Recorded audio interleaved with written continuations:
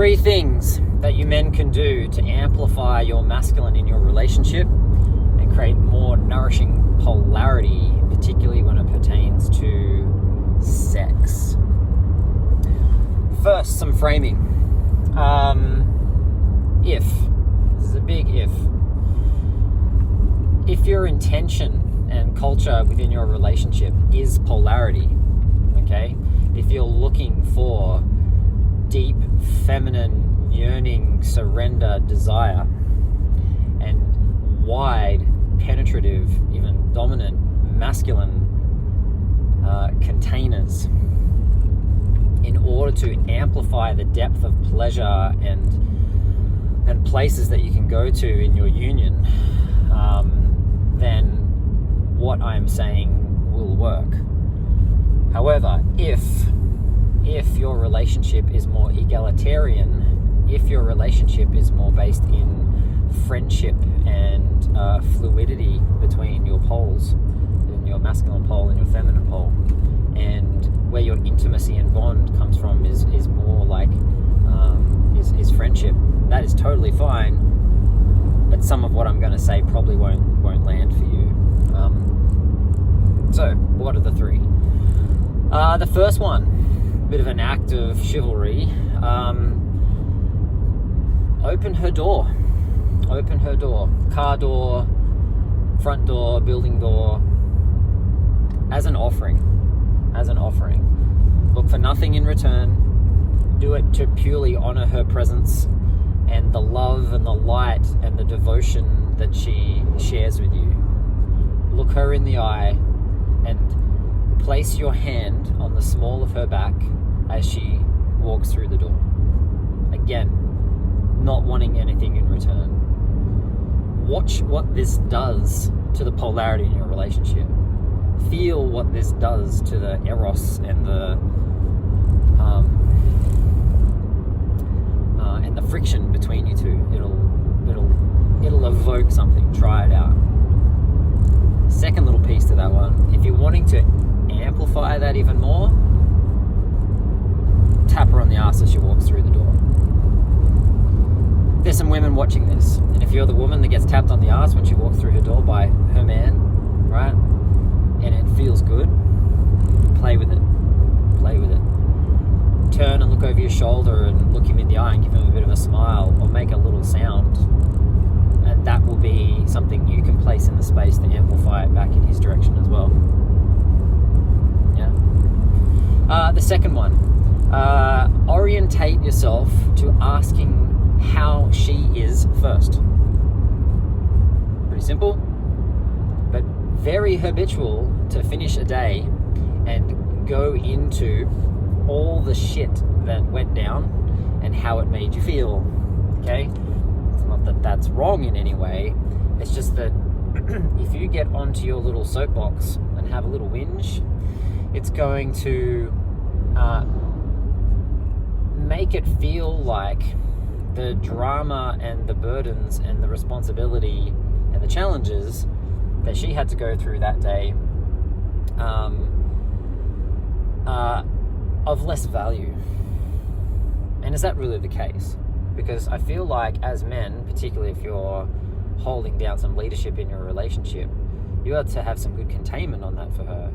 So orientate yourself to asking her how her day was first. How is she feeling first? What does she need help with first? Again, just to fucking honor her, you know? It's a small little gesture, but in the context of amplifying the polarity and the sexual eros that's available to you both in your relationship, this will go a long way. It'll go a long way to having her system relax and surrender, and it'll go a long way to having her system feel like she can gift her energy to you. It'll also make you feel more helpful in the world, holding down that space for her to feel, so that she feels like she can bring her mess to you. And for you, see if you can find that mess hot. What's more beautiful than being able to help your woman out through one of her challenges. The third one is don't be first in bed, second in bed. The reason I say this is at the end of the day, your T count, your testosterone is at its lowest. Okay, you've been using your androgens, your sex steroidal hormones throughout the day to get shit done, likely, right? You've been using it with your responsibilities and your burden and what you're chasing in life. And so at the end of the day, with that at its lowest, right, and you at your most fatigued, hopping into bed, you're actually going to be depolarize yourself.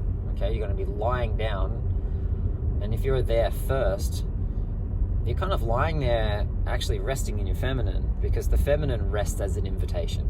And so again, if your intention is polarity and you're choosing the masculine pole, lying there resting as an invitation is going to depolarize it. Okay, it's going to reverse the magnetism that's available. So how do you do this?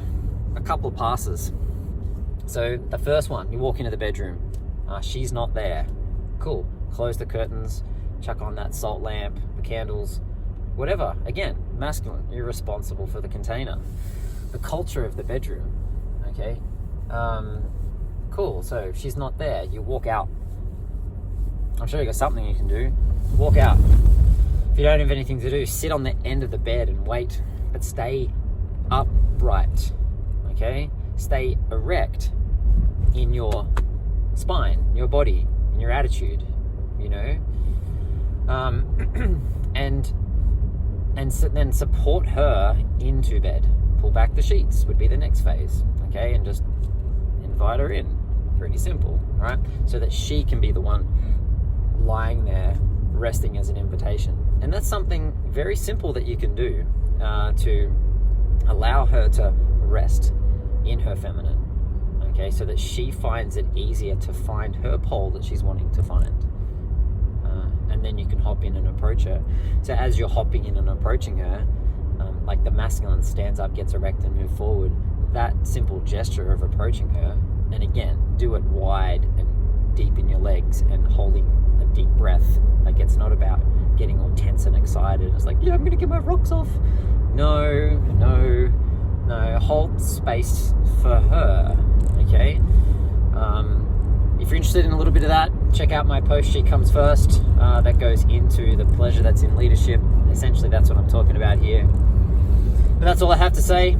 It's pretty simple. Try them on, see how they go. If you get some success with it, let me know. If you got any challenges with it, let me know how you solved that problem. What did you innovate? What did you come up with from your place of leadership? If you're stuck on something, hit me back. Take care, brothers.